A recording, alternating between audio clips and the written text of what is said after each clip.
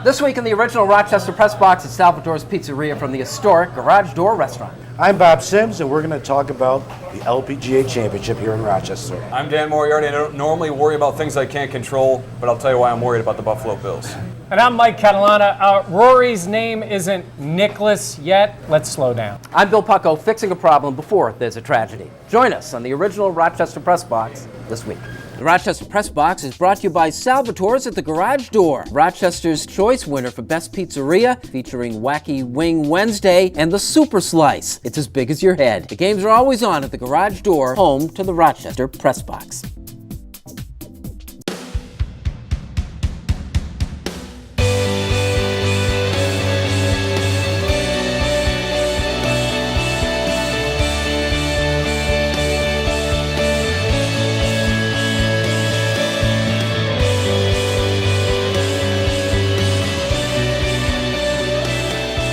Hello everyone and welcome to the original Rochester Press Box here from Salvatore's Pizzeria at the historic Garage Door Restaurant. I'm Bill Pucko, joined this week by Dan Moriarty, who's sitting in for John DiTullio. Big shoes to fill. Dan, Yeah, well, I'm a little bit bigger, so I think I can fit into those shoes. Yeah, you said John's shrinking. Yeah, he's down an inch. No, we're going to have to I knew talk he was to him getting about old, this. but a full inch? Yikes. Mike, you still at your same height? No. What would my height be? I am right on the edge of that. I'll say 5'10". It sounds better than 5'9". All right. Is that good? That's good. I'm taller than him. Yes, you are. I'm shrinking. Bob Sims, the golf coach at St. John Fisher College and our resident LPGA expert. Thanks for joining us again. Bobby, we want to talk LPGA. You know, it's really sad this, later on Sunday they'll be playing the final round and a history that goes all the way back to 1977 is just going to suddenly end here. You've been associated with a lot of those tournaments. What are you going to miss most? What I miss most is basically the players come in, the fans support the players, and it was a great atmosphere. We used to have some great times in the media center. Some different things that went on that don't go on anymore. Like? Oh, remember when they used to have beer? You know, that's the first thing I thought of. Honest to God, Mike, you would love this. Maybe remember they had 2 beer kegs on tap in the press room. Yes. Well, I remember beer at Silver Stadium in the press box, don't I? Yeah. They weren't tapped kegs. I thought that took it the extra anyhow. step. Yeah, but they Look had at a him. couple. They had a couple tap kegs in the press room, Yeah, and it was Dan's up here the saying that. stairs. Danny's up like, the I stairs. was born too late. Yeah, I totally missed out on that. I mean, for me, I go back, that was the highlight of my summer as a kid. Young golfer, learned the game from my grandmother. I mentioned this last week, and she would take me every year. We were part of Nancy's Navy. So I have a lot of memories there, obviously memories at Locust Hill, but I'll just miss that opportunity during the summer and see the best women's players here in town. Mike, what's your defining moment? You know, I have to say, I wasn't around for Nancy Lopez in the beginning, but got to see her still be a very good player into the 90s. But my defining person covering this tournament is Patty Sheehan. She was the biggest personality. She could be difficult at times. She's probably the most competitive Oh, person she I've was ever great. met. But I loved her. And here's my defining moment, and it was a failure on Channel 13's part. She has the most famous shot in the history of the tournament. The 17th hole, double eagle she gets that day. A 2 on a par 5. 258 yards, I think, was with a 3-wood. Yeah, well, our photographer, great guy, great photographer, wasn't shooting. Standing at the hole wasn't shooting.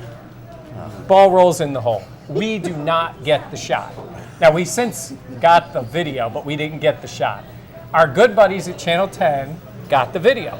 Not only did they have it, not only it was killing us that we didn't have it, but we're all upstairs in the old clubhouse in the top, and not only are they showing it to everybody who comes by, which I would have done the same thing, Patty Sheehan comes up in the press room to watch the video of her shot. I remember that. From when it was there. But we've since acquired that video, and we have used it several times. Bobby, part of your responsibilities as it was like a media room marshal, or you'd go down and get the players after the rounds and bring them up. Just in terms, and you got to know some of them and seeing a lot of things that maybe the rest of us didn't. Something stand out? I remember, well, not about the players, it was about the media. When I first started, I think it was 1984, everybody was live at that time. So when we did the scrums, as we call it, after they finished, everybody had to do it live, and everybody was asking 4 or 5 questions, if you guys remember. And I remember saying, two questions.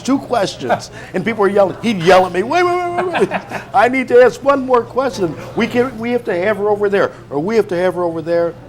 And the last couple of years have been a lot easier when everybody is not live. Because you guys have a lot of stress. Yeah, well, the tournament changed. That last round now ends at 7 o'clock at night. So for local TV news purposes, it kind of pushes into the late news instead of the early news. And we let the older guys relax a little bit. Yeah, and I was up there. Mine was like the late, great Rick Woodson that we all got to know pretty well.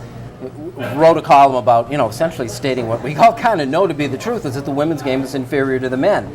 Well, the women took offense at that, and it was in the press room when Joanne Carner, who was a presence, and 3 other of the golfers marched up the media room steps and was like, where is Rick Woodson? And they were looking, and it's my recollection is that Rick ducked out the back door, and that there was never really a confrontation, but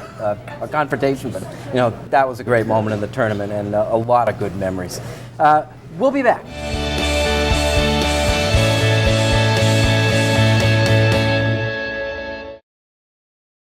President Obama was at the Baseball Hall of Fame and Museum in Cooperstown this week.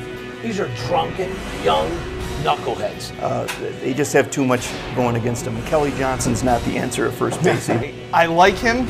This past week, I hated him. Is he the best player in the National League right now? Absolutely, 100%. And this is such a great story, the story that keeps on giving. There are those who look at things the way they are and ask why. I dream of things that never were and ask why not. Hello, everyone, and welcome back to the original Rochester Press Box here from Salvatore's Pizzeria at the historic Garage Door Restaurant. Canandaigua was in the news for all the wrong reasons this week. Not just a sports story, but it was a life story. When 20-year-old Kevin Ward Jr. lost his life on the track on a dirt track in Canandaigua with NASCAR visiting, and let's give his name, Tony Stewart, of course, involved in it, and everything else happening. We've had a week to let this percolate, Dan. What do we make of all that occurred last week? Well, obviously, first of all, it's incredibly sad to see that Kevin Ward lost his life because of some of the decisions that were made on the track. Some of those decisions we don't necessarily exactly know all the details about. We know that he left his car. It seemed to be pretty dark on a dirt track, and we don't know a whole lot of Tony Stewart's side of things at this point. So, still waiting on words from him. But all I know is I'm at the point where let the investigators figure out what happened, because I don't know. I can't put myself in Tony Stewart's head. A lot of the reaction initially after this whole thing happened, I don't know that that's fair to Tony Stewart, because we can't put ourselves in that place. And there was a lot of people that were automatically assuming he intentionally ran this kid down. I don't know that to be true. So I don't think that that's fair to just kind of throw stuff against the wall to hope that it sticks when this is a very serious thing. I think a lot of people were very emotional after this because Kevin Ward lost his life. Yeah, I think so. A statement like that is very unfair. What do you take from all this, Mike? Well, it's a lot of blame to go around. It's a combination of anger, testosterone, all those things that go with it. Going forward, because obviously nothing can be done for Kevin Ward now. It was a tragedy that the part he contributed to was getting out of that vehicle. And that was not a NASCAR race. That was a dirt track in Canandaigua. But it got highlighted because Tony Stewart was there. Should never get out of the vehicle. I mean, I'm not absolving Tony Stewart. This has nothing to do with him. I'm saying is do not get out of the vehicle. It's Tony Stewart gets out of his vehicle, yelling, screaming, throwing his helmet. We've seen him do that. So I'm not saying the other guys don't do it, but if there's something to be taken from it, I don't think the drivers, unless that car is on fire or there's some other issue, should ever get out of the vehicle while it's on the track. Bobby, you deal with young people all the time. I've been to that track on a couple of occasions. It's a very dark track, and dirt racing is a lot different than asphalt. So when you want to get out of the way, sometimes you have to gun the tires so you can move out of the way. So people are saying what happened, but I've been in that track. It's very dark. Tony Stewart got any business riding dirt tracks in the dark? It's fun for him. Yeah. Why shouldn't people do what's fun for him? He's done it for years. Yeah, he's a different kind of guy. You know, he says other guys have families, other guys go to the movies, other guys do whatever. He goes racing. He doesn't need it. He went out last year and broke his leg in an accident in Iowa. Yeah. His NASCAR sponsors weren't too happy about it. That part is who he is. Being a hothead is who he is. We don't know how much blame he should actually get. because none of us are him, and we haven't seen anything more than that one piece of video to know. But again, if we're going to say something about going forward, it scares you, doesn't it? Don't you feel it if you're watching a race and you see somebody walking on the track? Right away, you're automatically alarmed because it's a dangerous situation. Danny, just quickly, how soon is too soon for Stewart to go back racing? Well, I'd like to see the investigation completed before he goes back, and it sounds like it'll be maybe 2 weeks or so. I don't think that that's too long for him to sit out. I think he should wait until the investigation's over. Let's see what Ontario County comes back with, and if he's absolved, then he gets to go back to racing. But I think he should wait till the investigation's over. All righty. This is the original Rochester Press Box. Like it or not, when we return.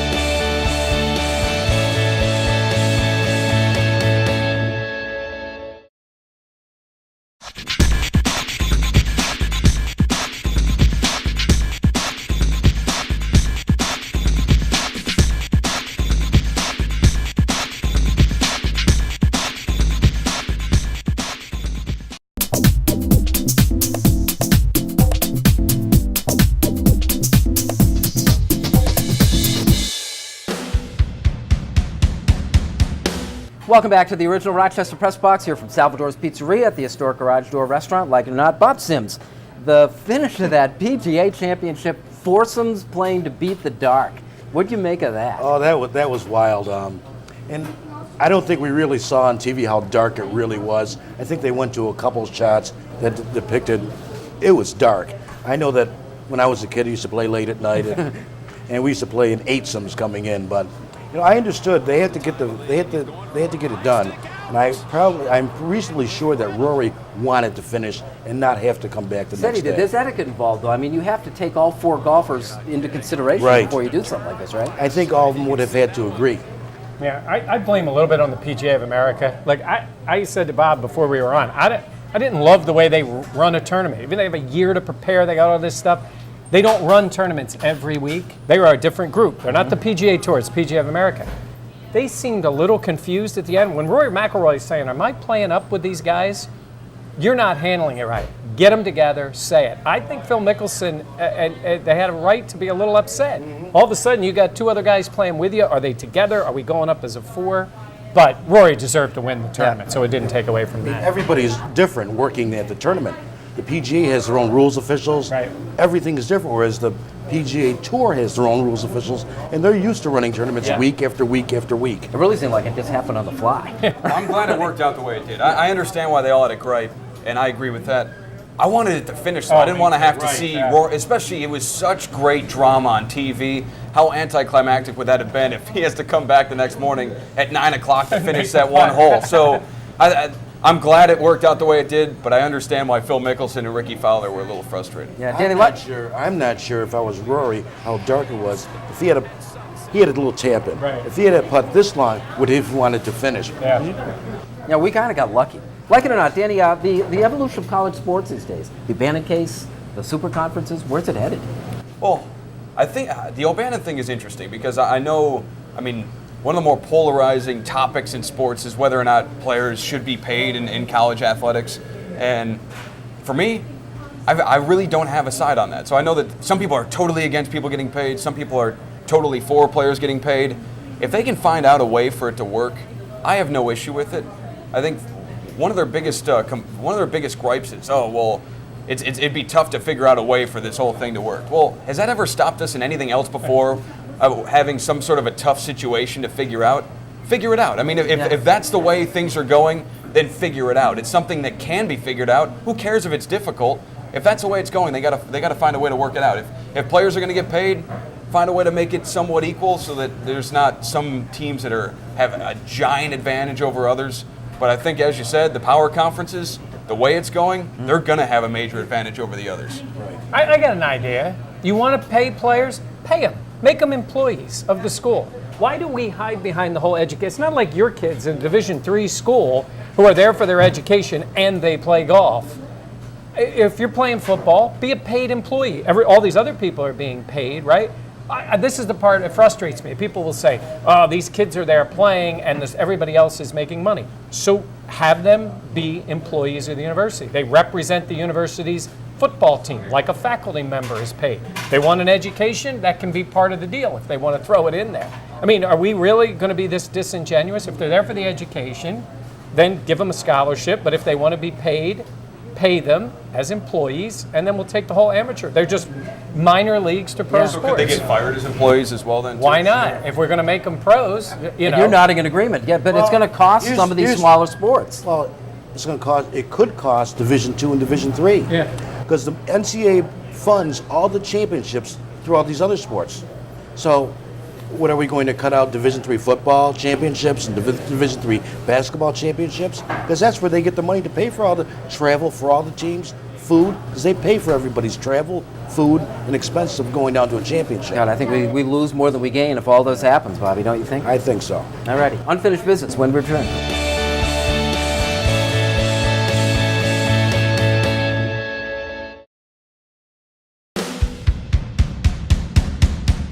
Welcome back to the original Rochester Press Box here from Salvatore's Pizzeria at the historic Garage Door Restaurant. Unfinished business. Danny.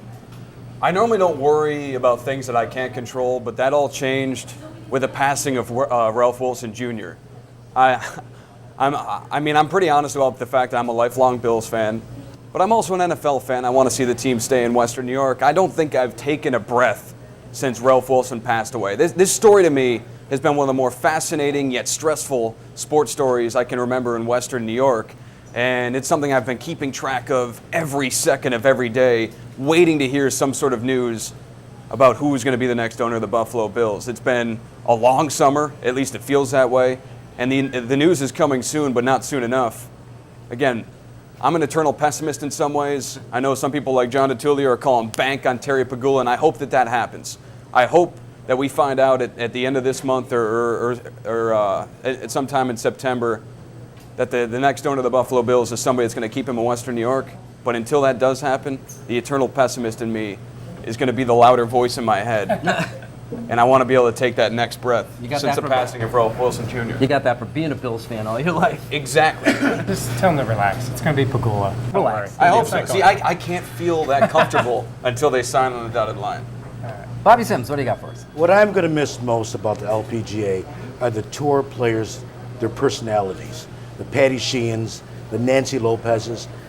They were all there for the fans.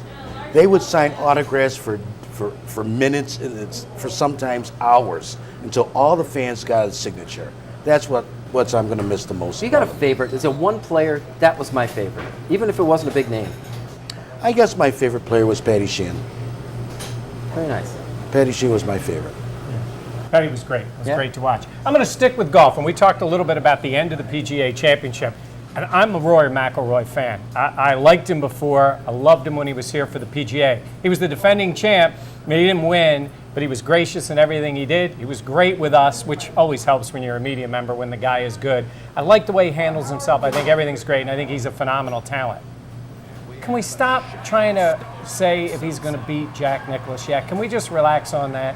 Tiger Woods gave it a phenomenal shot, and I don't think he'll ever get there. And guess what? I don't think Rory McIlroy is going to get there either. Talk to me again when he's at 9 wins or 10 wins or 11 wins or 12 major victories. Let's slow down a little bit. Let's just enjoy what the guy is doing now, which is dominating golf at the moment, playing the best on tour, and he looks like a guy who could have that career. But the reality is, if he won as many majors as Tiger Woods in his entire career from this point forward, he would tie Jack Nicklaus. That's a lot of wins. Let's enjoy them one at a time. You know, it's not the way we're wired, though. I know. Basketball, you know, who's the next Jordan, who's the next Woods? We got to have it. I don't get it either. Yeah, but Rory hasn't put in that external pressure on himself the way Woods did. Yes. When Woods showed up on the tour, he said 18 is my goal. Rory hasn't said that. Now he says he wants to be the best European player of all time. So he's taking his goals one at a time. That might be a better way to do things. Yeah. I want to say, you know, when did it become fashionable for race car drivers to get out of their cars and walk out onto the track when the race is in progress? I don't know. This thing may date back a long way. But at some point, someone in the front office of NASCAR had to look at that situation and say, you know what? That's not a great idea. Someone's going to get hurt. But you don't do anything about it until a tragedy occurs like it did down in Canandaigua when somebody dies. Now you can be pretty sure that, you know, NASCAR isn't going to allow their guys to get out of the cars during races anymore. But there's another situation that exists that maybe we don't have to wait for tragedy before we step in and do something about it. It's a baseball problem, and I see it at Frontier Field every time that I go out there. There are these two slots beside the dugouts and the screen that fans are almost as close as I am to this camera, it seems. They're death seats. These foul balls go rocket into those areas at an unbelievable pace. I'd say on the third base, on the last game that I was at, there was about a 3-year-old girl in the front row, in those slot seats, just jumping up and down and stuff. A misplaced foul ball is just tragedy waiting to happen. I went on vacation and I took in a game in Missoula, Montana, because the rodeo was out of town. And they had what I thought was a sensible approach to the problem. They have a 3-foot netting that extends from the netting all the way to the end of the dugouts on each side, so that you're not going to get those skips, you're not going to get the rockets coming in as a line drive. I've asked Dan Mason about this before, and he says his fans don't want interference in those seats. They don't want a screen there. This, however, seems like a reasonable compromise. We record the Rochester Press Box here from the historic Garage Door restaurant every Wednesday at 12:30. We invite you to come down, have lunch, meet the guys. Great job today. Dan, sitting in for John, nice job. Thank you. Mike, thanks for hosting last week. No problem. Bob Sims, good to see you. We'll bring you good back. to see you. Certainly next time the women play golf in Rochester. Or maybe sometime sooner. And we thank you for watching. We'll see you next week.